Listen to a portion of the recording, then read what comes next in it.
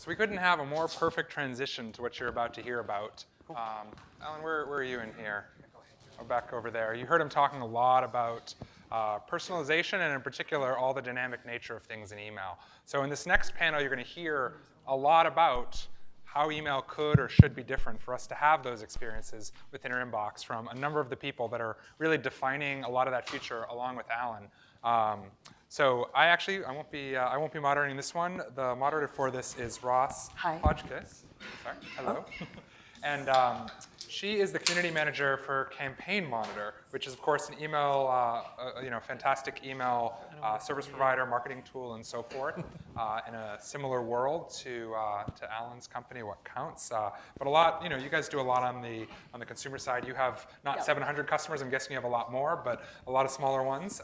It's going to be interesting to get the different perspective. Anybody here use Campaign Monitor? Show of hands. I didn't ask the same question about What Counts because it's only appreciate it. Because it may be fewer, but I will say that at Wayfind, my company actually uses Publicaster, which is a What Counts company. So I've used their product for a long time. So there's so many good options out there, and there's so much change and innovation that's happening. And Ros is behind a lot of that, and she's going to introduce this panel to talk about the future of it. Oh, thank you very much. Well, hey, I've got to agree. It's amazing, actually. How did you work that one out? Straight after Alan, his presentation was great. Clicker. Do you have a clicker? I've got a clicker. Okay, cool. We're doing all right. Thank you very much. First of all, hey, thank you very much. This is a slightly different group of people. I'm going to introduce them in a second. We come from a slightly different perspective. If any of you actually are in the process of doing a bit of email strategy or designing email campaigns, hopefully we're all speaking the same language here. If not, throw 1,000 questions at us at the end. Let's kick things off. So basically, we're here to talk about one thing, and that's the fact that standards are never really standard. That's a really, really funny thing about it when we talk about CSS being a standard. Yeah, okay. Maybe not necessarily in email as we know it. Here's a good example. The other day, we had World Standards Day. As it turns out, that was October 23, in every country except for the United States, who actually celebrates it on October 14. Congratulations, everyone. World Standards. It's a bit like the World Series, right? In that, yeah. Last time I heard about Paraguay, no, that didn't happen. Anyway, to carry on, sometimes, how do I put it? It could be incredibly funny like that, or it can be a little bit spooky. You guys probably remember the Beagle, that Beagle 2 that landed on Mars a couple of years ago. Basically billions of dollars poured into a project. Everyone got excited. Blur actually wrote a song about the Beagle landing. They dropped it on the surface of Mars, never was heard of ever again. As it turned out, there was some sort of mismatch between imperial and metric, between the British team and the United States teams that were working on it. Yeah, it can be funny, but sometimes it's just not, especially when you've got billions of dollars at stake. So we want to talk about standards. We want to talk about why they're important. In order to help us do that, we've got a bit of a dream team here today. Andrew works for Lyris. I'm not saying Lyris, am I? Lyris, yes, no, absolutely. First up, he is a consultant. He spends a lot of time talking to people about their email strategies. He's got his fingers well and truly in the email design pie, dealing with a lot of the issues that clients come up with when they see their email campaign coming up, looking one way in, say, Gmail and looking another in, say, Apple Mail. Then we've got Colin from Customer.io. He is the CEO and co-founder of an excellent transactional email tool. He sends a lot of email. Again, here's about a lot of the joys and horror stories that come out of sending HTML email. And then we have Justin, who has a fantastic email design blog called Fresh Inbox. He spends a lot of time blogging about a lot of the hacks that we have to kind of go through and invent in order to make things look right in a variety of email clients and email products. He's previously also been a UI designer as well, so And there's myself. I'm community manager at Campaign Monitor. In my previous life, I was working for CBS Interactive, sending HTML email campaigns on behalf of, I guess, quite a few Fortune 25 and Fortune 50 companies, and having to hear a lot of their feedback when things didn't turn out exactly perfect in said email client of choice. So all up, we are a bunch of things. We design email campaigns for fun and for profit. We build apps. We build a lot of tools to help us with this process. Or for Campaign Monitor, we build tools to basically send email campaigns that are relatively stable in pretty much any email client. That takes a lot of time to do and a lot of research. We're entrepreneurs. We are consultants, very much. We spend a lot of time with clients doing face-to-face. And we all really want to see things change up. Considering, this sort of big skill set that we have, what exactly is holding us back? And so hopefully you're ready to strap in and enjoy the ride. We're going to talk about just that. So just to give you a quick summary of what we're going to be talking about today, we want to talk about CSS support, why that's a big deal, why it's an issue, why when things go haywire, in a certain email client, it can eat a lot of our time that we could be spent innovating, doing better things, watching TV, saying go Giants.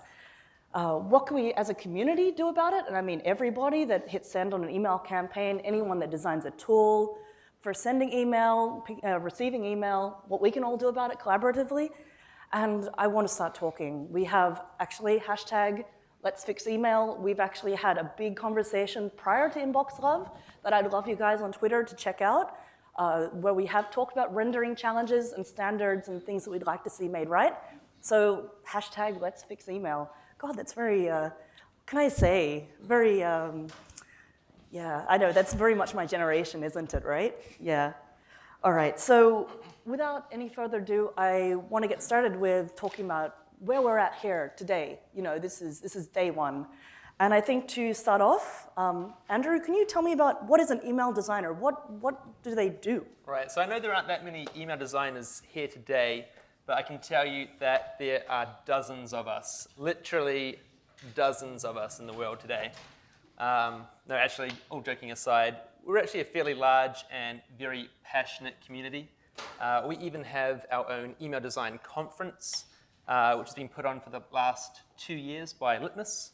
Where basically hundreds of us gather to basically geek out and talk about email design and coding hacks to help make our emails look better in your email clients. And I think Justin has a few cool examples, or latest examples to show us. So I write on a blog called freshinbox.com, and in it I cover basically interactive email techniques.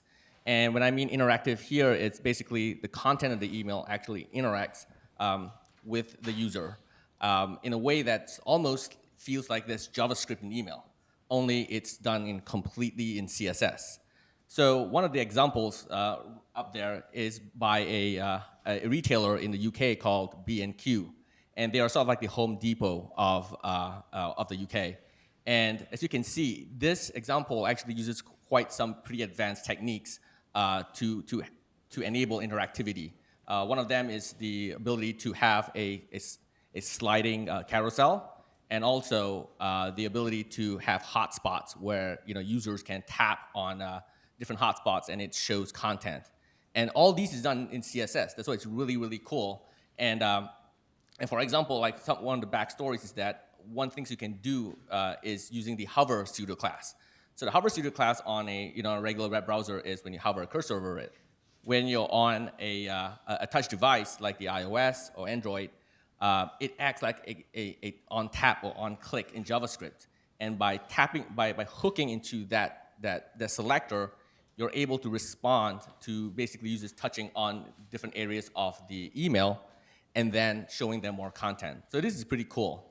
But one thing about emails is that we also need to make sure that it works across the board, right? So I mean, like, there's a lot of clients that still don't have full CSS support. So in this case, this email actually contains payloads that will render a static content when viewed in a client that doesn't support as much CSS as we would like to. And on the left side, you can see also this email actually is responsive in the sense that when it's viewed in a mobile device, it shrinks, but it still maintains its interactivity. And then, Colin, you want to talk a bit more about responsive email? Right. So responsive email has been a pretty big trend recently among email designers. And I mean, the goal there is that you want them to look great on mobile devices. More people are reading on mobile devices. And you've got to figure out how to do that, right? And some of the things you have at your disposal are things like media queries. But in the cases where media queries are not available, you've got to figure out how to build like fluid layouts. And you want these things to look amazing whether people are looking at them on the desktop or on webmail clients. And that's a pretty big challenge. But in spite of that, people still invest a ton into email. And I think we got the same stat maybe, because you get basically you spend $1, you get $40 back in email. And I've seen this stat from multiple sources. If you guys know the company Gumroad, I saw a talk by them where they were talking about the value of subscribers across various platforms.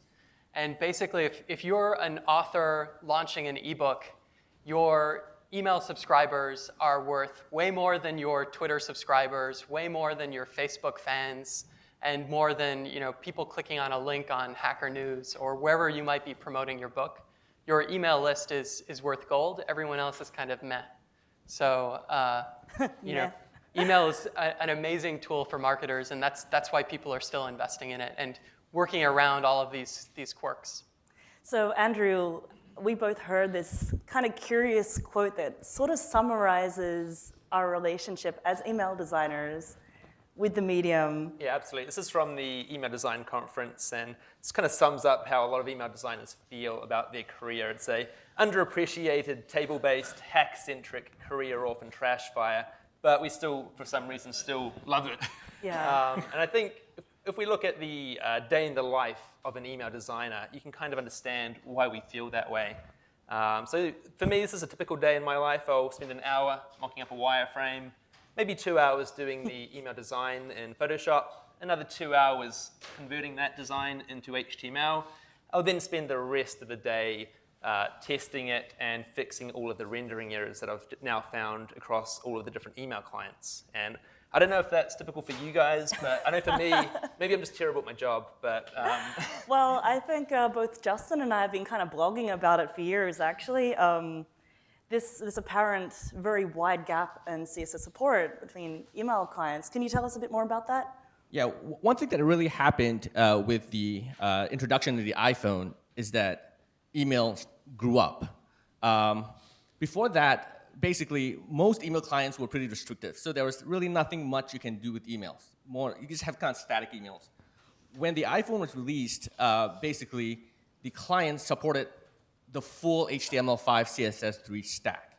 So anything you can do in HTML5 or CSS3, except for JavaScript, you can do in a client. And now that the stats have showed that up to 50% of email opens are done on mobile, you really have this big audience that can really view rich, engaging, interactive content in email. So as a developer myself, I'm really excited, right? I want to, like what Alan said, we really want to push, the limits. We want to innovate. The problem with email is that, there are some clients out there that I'm not going to name that barely render HTML, and because of that, you spend an inordinate amount of time dealing with all the little quirks of all the different clients, and it kind of takes away some of the enthusiasm when you realize that you had spent more than half your time dealing with all these quirks. Yeah, so we're not going to name this email client, but it is very, very much in use by a lot of, I guess you could call them slightly more corporate, more old school kind of customers, a lot of government, a lot of large organizations. I know it intimately because in my last job, they were actually our client and wanted all their emails to look beautiful Instead client to the right. In this situation, part of the reason why it looks so janky is because this client does not support PNG images. Second to that, no web font support, max width, it just doesn't exist, so the lines have gone right off this edge, and you'll probably find that actually if you use your mobile device a whole bunch, you'll probably see emails that are kind of similar. Maybe with PNG support, we might have come that far. I'm not really sure, we'll see. I did promise actually a couple of people that were previously following the Let's Fix Email hashtag that I would feature like, how do I put it? The good side-by-side rendering example, the best one that they could send me.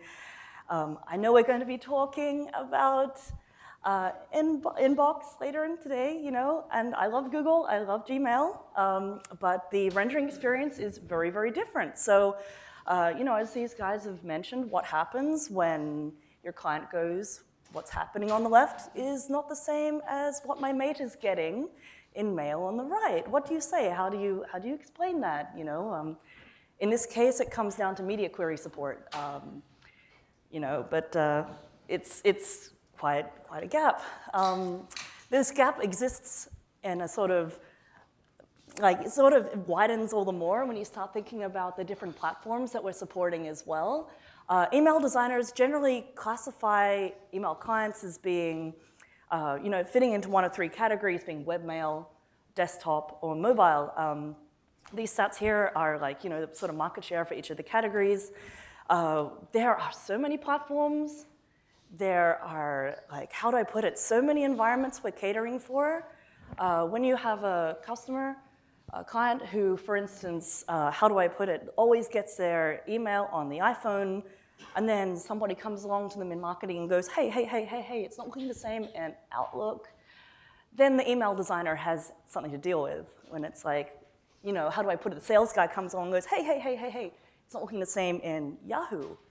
Then the email designer has to deal with that contingency as well. And generally, that just means we've got this big mess to deal with. And as a result, we developed this resource. Actually, I'm going to put down my phone for a second, just to show you what this is all about. The Guide to CSS Support in Email Clients. This is actually just a subset of the research that I have to do biannually. I think on this page, we've got about 18 different email clients. We actually test amongst, I don't know, about 25, 30 perhaps. With the webmail clients, we test across Chrome, we test across Firefox, we test across IE, and whatever the flavor may be, oh goodness. And so you can see the upper half there, I've covered selectors. Then you go down, we've got CSS3, we've got CSS2, properties. It's really quite something. I feel sorry, actually, the most, not so much for email designers, but my poor graphic designer who has to put this poster together. I'm actually a very particular fact checker. Anyway, the next slide is going to seem like an absolute rhetorical. Why is it a problem? This, my friends, is something. Okay, so just roll it back. We're email designers. Most of us did not sort of magically be born as email designers. A lot of us come from the web. A lot of us have been web designers for a good 8 years or something like that, and then all of a sudden magically given an email project one day. Hey, you've got to create a newsletter where we've just got this online store and we'd love a newsletter to go out as well. Woe be to the web designer who goes, oh yeah, that's easy.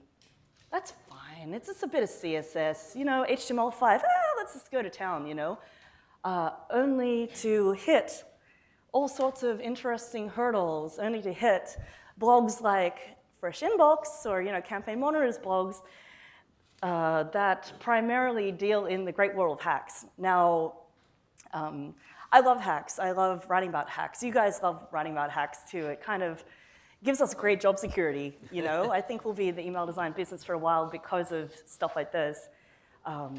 Interesting conditional comments to make things turn out a certain way as desired in Outlook, or a hack to make columns line up in an email layout on the Gmail app, and there's some pretty interesting ones using selectors so that Yahoo doesn't make media queries render in Yahoo Mail. And anyway, the thing is about all that before we go too crazy is that a lot of these hacks are quite exotic, and half the time honest to God, no one is an expert in VML. If anyone got to line 3 and went, hey, this is what I do every single day, this is totally familiar, then I'm going to give you a hug at the end. It's fantastic. You must be the only VML expert in the world. We're still trying to come to grips to it. Ultimately, when we don't have the hack, we don't have the workaround, it usually ends up being blamed on the designer at ESP. I think, Colin, you've had a bit of experience with being blamed for stuff. Yep. So I started an email company, I don't know, 2.5, 3 years ago, and we have about 550 paying customers today. And we're a self-serve platform. And so what we learned very quickly is that people will come and they might just put in HTML into our platform, test it and render it on the screen and be like, oh, this looks perfect. Then they'll send it somewhere and ask us, oh, why doesn't it look good when I send it? What are you doing to my email when you send it that screws it up in my inbox? And so they kind of, they ask us for a lot of help, and we do a lot of education around that. Another kind of thing that we had to, so there's probably a couple things that we deal with here, and I kind of view this email or view this on the web as a symptom of the kind of unpredictability of where someone is going to read their email. That's not a great answer to the problem, right? It's just a symptom of that underlying problem. So what was the next slide, Ross? Actually, so you spend your time building this beautiful tool, Customer.io. Exactly. So you're also debugging. So what's going on? Some of the stuff that we had to do early on, we leveraged Premailer, which will basically take your CSS. It'll allow you to use CSS that's not inlined, and it'll inline it for you before sending.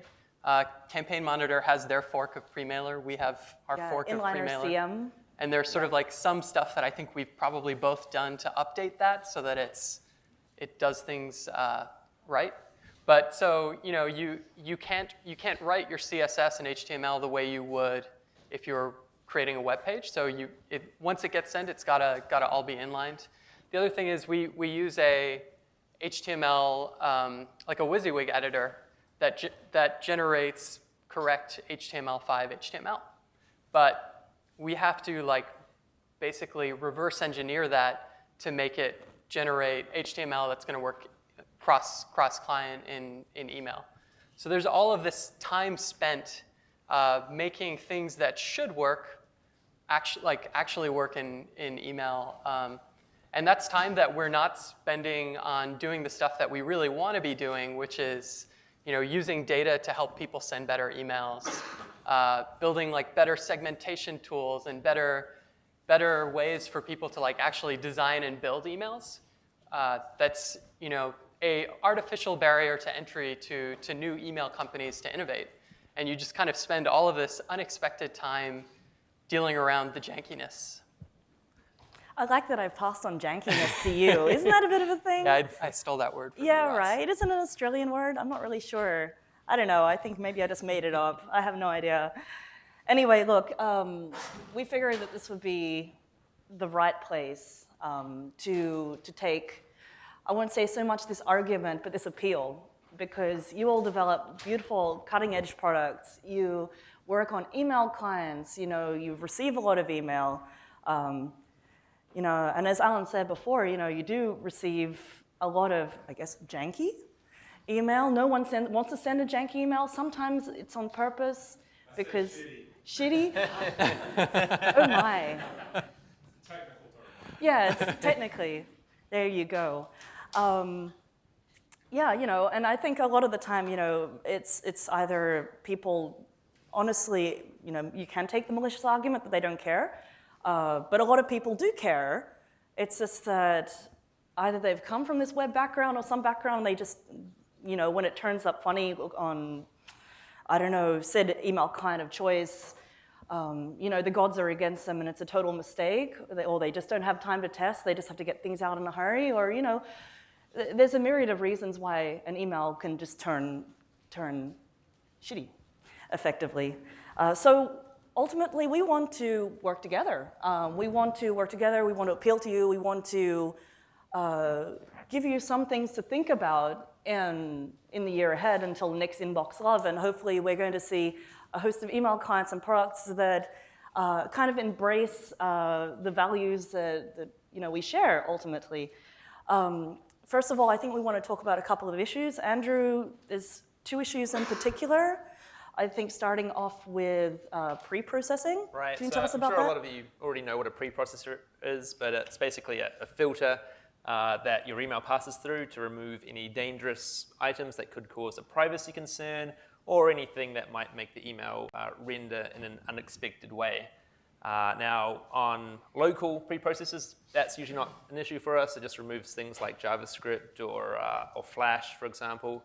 But we tend to find that web-based preprocessors used by Gmail, Outlook.com, Yahoo, for example, they tend to be much more restrictive for us, and they can actually alter our CSS or completely remove it. And as you can imagine, that tends to completely break our emails and make them look quite ugly, which means we have to hack things together to make them look good within those clients. So that's one issue.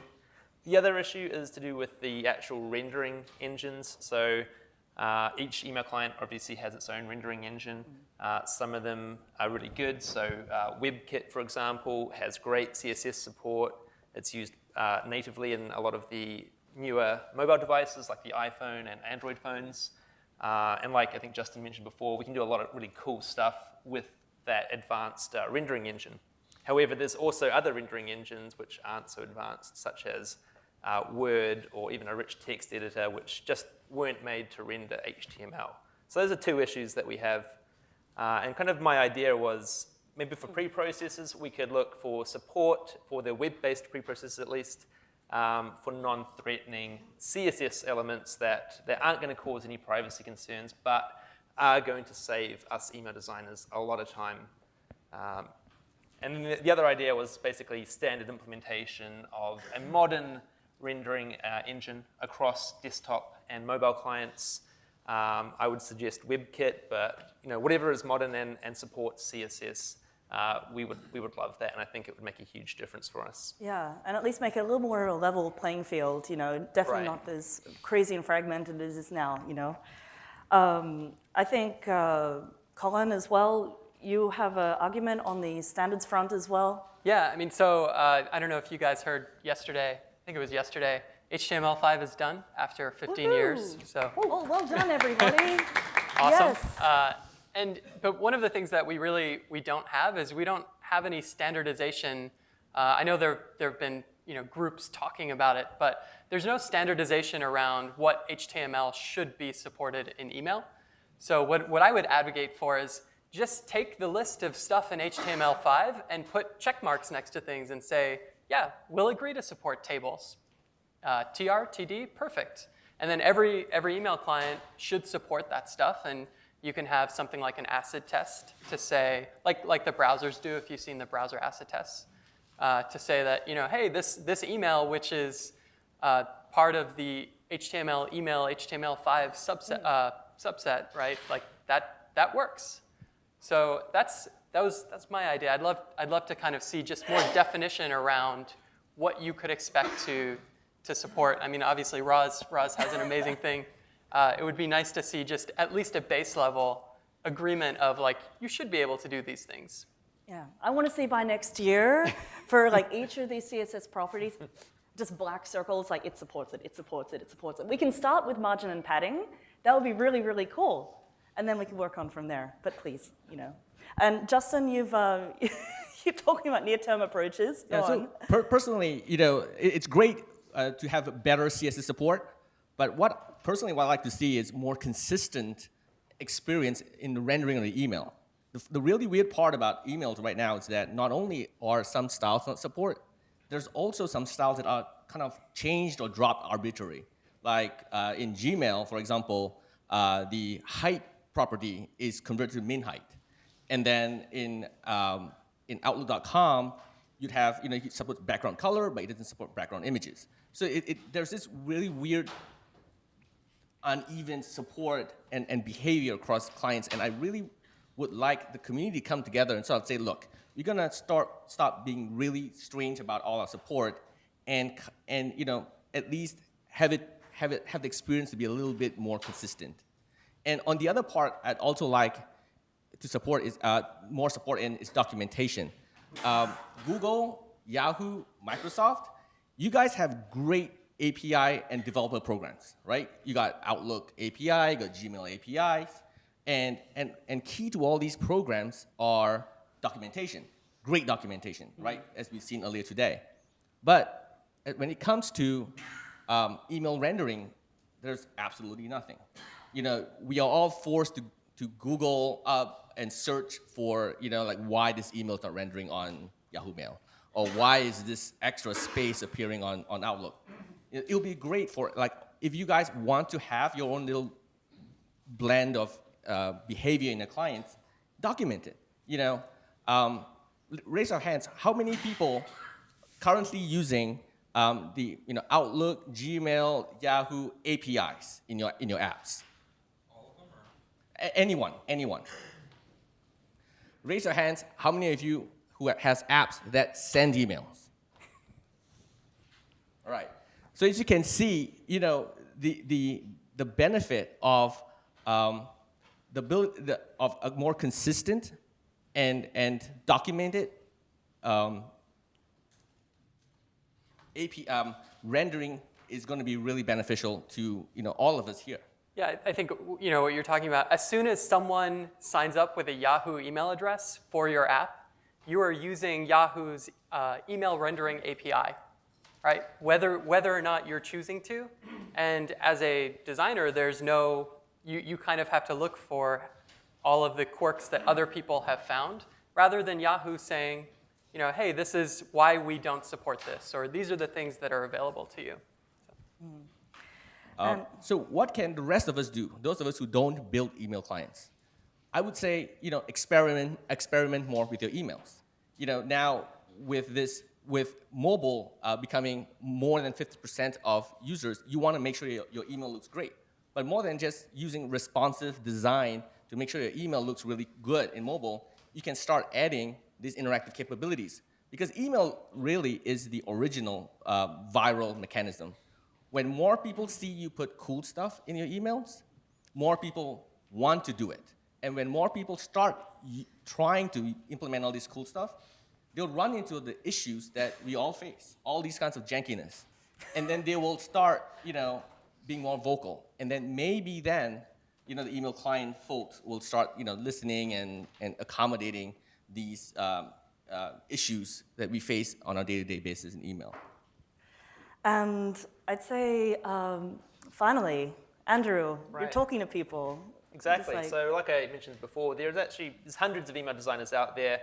We're all really friendly, and the best part is we're all really intimate with your products. We're using Gmail every single day. We're testing in Outlook. So please talk to us, get our ideas, and I'm sure we're all really keen to give you our feedback, actually, and help you out. Yeah, there's at least a dozen of us anyway. At least a dozen. At least a At dozen least- of us, yeah, right? there are dozens of us. The person down the hall, the intern who's has to send out the weekly newsletter to the team. Exactly. Maybe just hey, you bumped into a problem lately?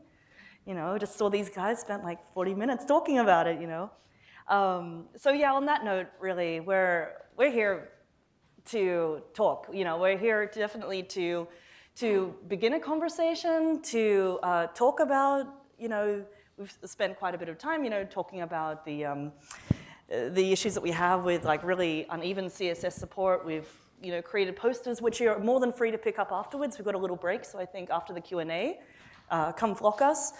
We have, you say you've got... For those of you who are new to email design and are wondering what are we talking about here? I've got a cheat sheet of 6 email client hacks you need to know. And feel free to come see me after the talk. Oh yeah, I Justin can is hang out. absolutely the hack master. If you've hit an issue with like margins not working in like certain email client, Justin's definitely the person to hit up. And we also have a little something to give, as you know. So by all means, I think do we still have a little bit of time for a bit of a chatter? Yes, we do actually. We have a good 10 minutes actually. Please, any questions? Hey, I'm Alex. I'm with Boomerang. We built an Android email client, and I think at this point we're on to fix number like 70 or 80 for janky emails that didn't render right in our client. Thank you for so- caring. Thank you yeah, for caring. We try, I really and appreciate that's it. when we started retaining users, oddly enough. Shocker. So one of the things that we had to do is, I mean, we don't like pre-processing. It took forever to write one. It took forever to get something fast enough that it wasn't, you know, that it didn't slow the process down a lot. So are you guys aware of either of two things? We never found a good like guide to building a preprocessor. So we kind of had to wing it. And if you're not aware of something like that, are you guys aware of like a library of emails that we could even, you know, load up into the mail client and say, hey, do all of these look right? Because we'd love to do that instead of having to do it piecemeal and say, okay, here are 10 marketing emails that are not doing anything super bleeding edge, but you know, these are the things that you might want to see if they look right. Actually, this is awesome. Colin, would you have a couple words on or any three of you on pre-processing? I think we should. Well, I don't know anything about the pre-processing stuff, but I think we should put together a open library of like, hey, if you're building this stuff, here are 10 emails or 20 emails that you should test to make sure that they're going to render right in your client.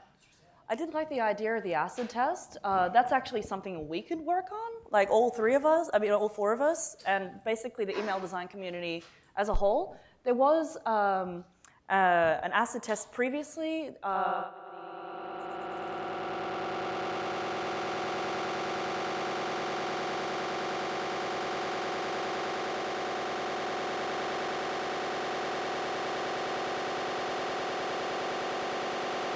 Like basically outdated. Now we've had a whole bunch of developments. It's changed up. That should definitely get an upgrade, and we'd love to tell you about it when it happens. Sorry, any other questions? Hi, yeah. So I'm Neil. I work at Fastmail on a web interface, and so I've got quite a bit of experience on how we pre-process stuff and why. And the tricky thing is, you've noticed web interfaces tend to have more difficulty. Obviously, you've got to stop the email from drawing outside of its bounds, so it can't override your interface, either by accident or maliciously, so you can't do that. And it's got to not conflict with the styles of your interface, so you don't load an email and suddenly your message list turns into Comic Sans or something, because that would be dreadful.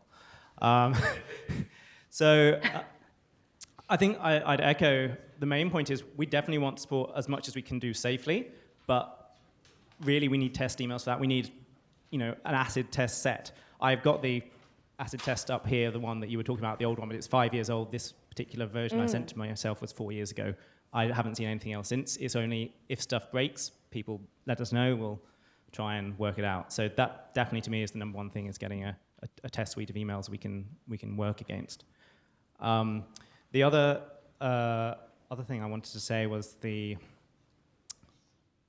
I've entirely forgotten. So yeah, if you want to know, I was going to say some of the things we've also seen is broken emails. So I understand why Gmail might do the min height instead of height. We don't do that, but I have seen emails that do break because they have an outside container that has a fixed height, and then all the content inside it well overflows it. So if you actually have the fixed height in the browser, it ends up completely breaking the email.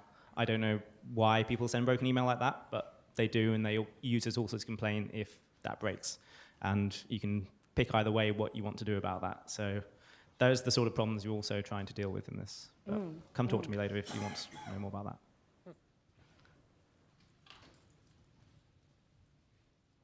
All right, we've got another question.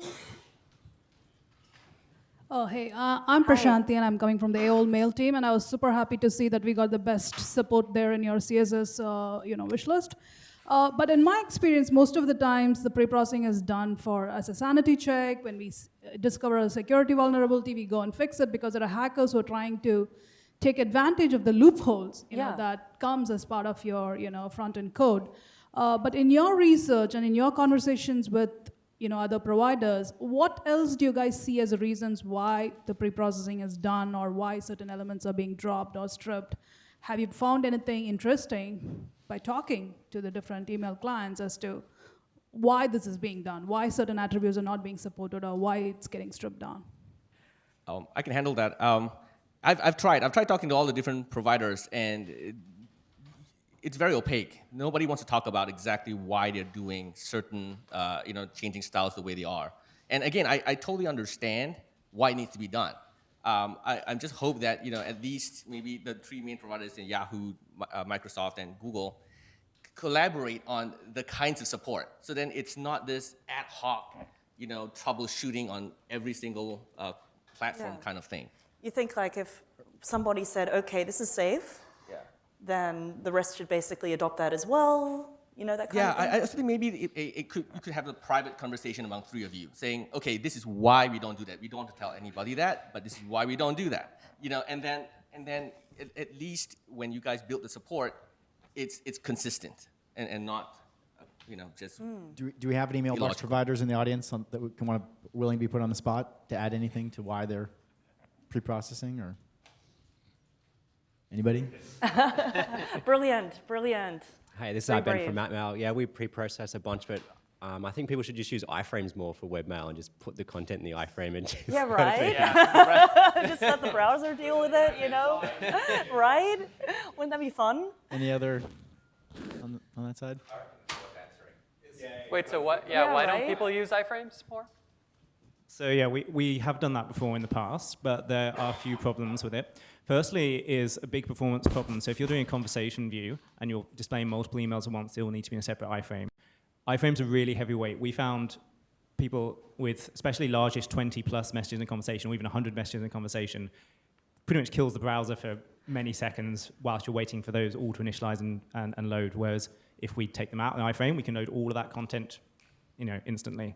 So that was a big problem. The second massive problem we found for webmail was printing. A lot of people still want to print their emails. Printing plus iframe is a disaster. And that was probably the biggest reason. We didn't want to have a separate print view. I guess that's the other option is most things open up a separate page for printing. You can print just directly, hit Control-P, and it all prints perfectly. And if you want to do that, you can't use an iframe. Those were the two main reasons, I think, that we don't use that. Great, we've still got time for more questions, so rally on up over there.